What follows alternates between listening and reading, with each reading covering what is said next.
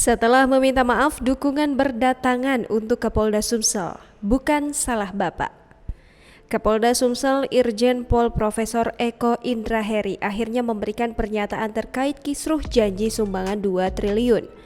Jenderal Bintang 2 ini bahkan meminta maaf secara langsung di awal pernyataannya. Irjen Pol Eko lalu menyatakan ia bersedia menerima amanat itu karena janji pemberi untuk menanggulangi COVID di Sumsel.